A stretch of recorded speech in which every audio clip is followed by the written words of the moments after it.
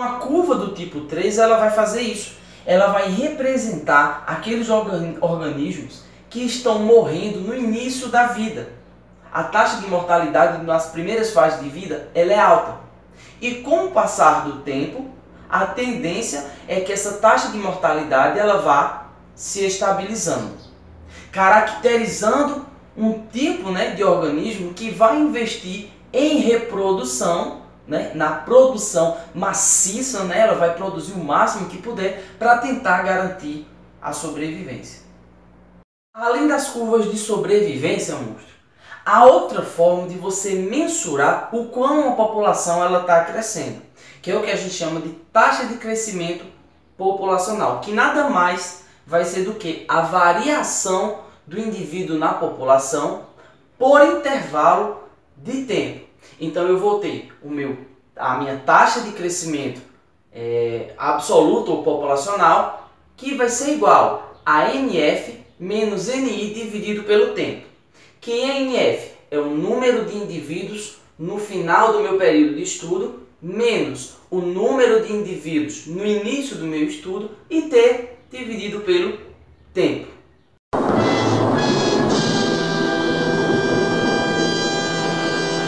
Sem chiar, sem desespero. Preste atenção nesse exemplo aqui. No ano de 2000, pesquisadores do IBAMA apresentaram um número de 1.350 tatus.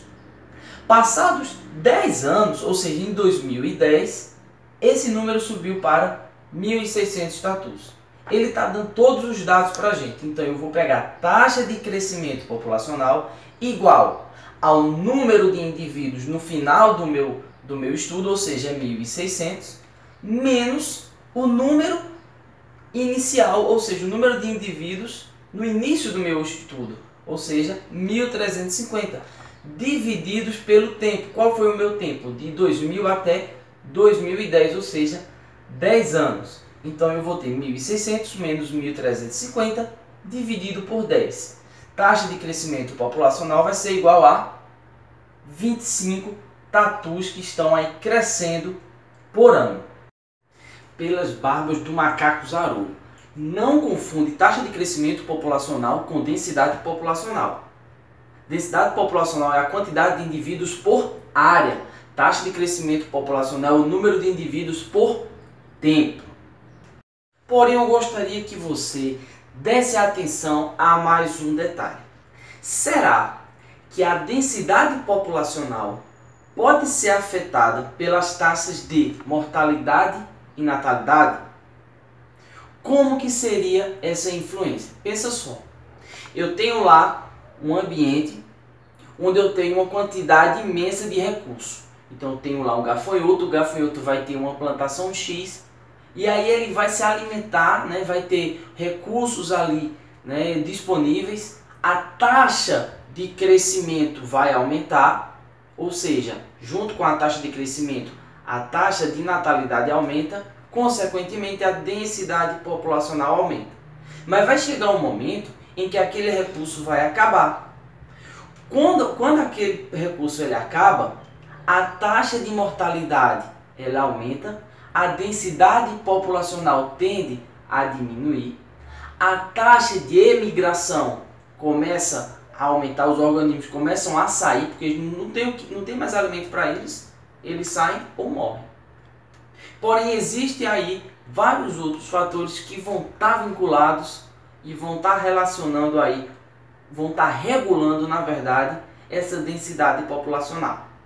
Um dos primeiros fatores que irão regular a densidade populacional é o chamado competição. A competição ela pode ocorrer tanto entre indivíduos de mesma espécie, e aí a gente chama isso de competição intraespecífica, quanto de espécies diferentes, e a gente chama isso de competição interespecífica. Por exemplo, o indivíduo ele pode competir por luminosidade, ele pode competir por água, ele pode competir por reprodução. Dá um exemplo aí do elefante marinho. O elefante marinho ele é um organismo, ele é um indivíduo altamente territorialista.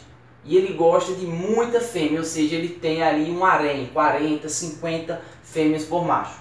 Quando ele avista um macho se aproximando do seu harém, ele parte literalmente para a porrada, é deitado aqui, deitado acolá, não tem muita conversa. Então a competição ela vai estar relacionando, vai estar regulando a densidade aí em vários sentidos, seja entre indivíduos de mesma espécie ou indivíduos de espécie ou espécies aí no caso, competição entre espécies diferentes. Vírus, bactérias, fungos e outros micro-organismos causam doenças. Então, doenças são mais um dos fatores que regulam aí a densidade populacional. Vou te dar um exemplo com os seres humanos. Chegou o carnaval. Quero é que você pegue no Kamehameha, então vai, levante a mão, vai. Então, locais, né, onde há uma concentração grande de pessoas, ou seja, os grandes centros urbanos, principalmente nessas festas de grande porte que ocorrem aí anualmente, a tendência de um vírus, né, ele se contrair uma bactéria, ela está lá em cima. Então é mais fácil, né, ocorrer esse tipo de infecção, né, seja por bactéria ou de contrair aí algum vírus durante esses períodos onde as pessoas estão, né, ali reunidas, né, em massa, tá? E naquela grande quantidade, seja numa balada. Eu dei o exemplo do carnaval porque é uma festa que ocorre anualmente, então o país todo para, né, em todo lugar aí vai ter festa, vai ter aglomeração de pessoas e isso aí aumenta a probabilidade de se pegar um vírus ou uma bactéria. A predação vai entrar também aí trabalhando para regular a coisa toda. A predação ela funciona da seguinte forma: se eu tenho uma quantidade X de presa, o indivíduo ele vai começar a se alimentar dessa presa e ele vai aumentar, né, a taxa reprodutiva dele vai aumentar, ele vai conseguir reproduzir mais, ele vai conseguir chegar às fases adultas e a taxa de crescimento dele aumenta. Em relação à presa, a taxa de mortalidade dela vai aumentar. Supondo aí que a quantidade de presas elas diminuam. Diminuiu a quantidade de presas, o que é que vai acontecer com os predadores?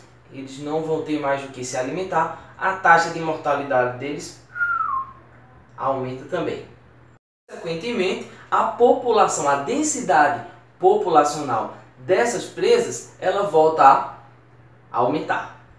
Alguns organismos, eles irão ter uma mudança comportamental.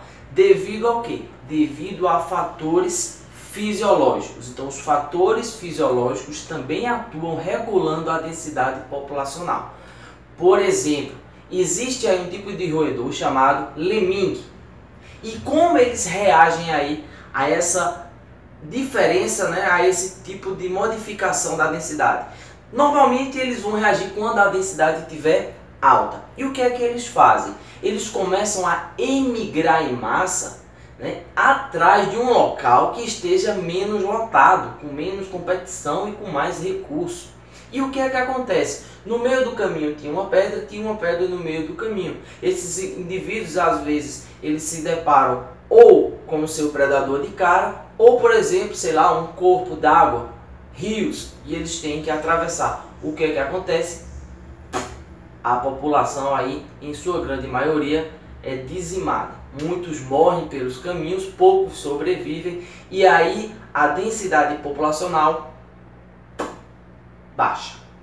Falamos de densidade populacional, taxa de crescimento populacional, taxa de natalidade, mortalidade, migração, emigração, fatores que afetam aí a população, a densidade populacional, taxas de crescimento e curvas de sobrevivência.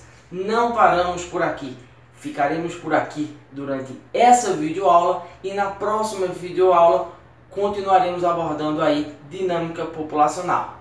Até a próxima aula, Monstro Nildo. Vai estudar mais, estude incansavelmente, o Enem está chegando e tenho certeza que você vai conseguir conquistar a sua vaga. Até a próxima aula.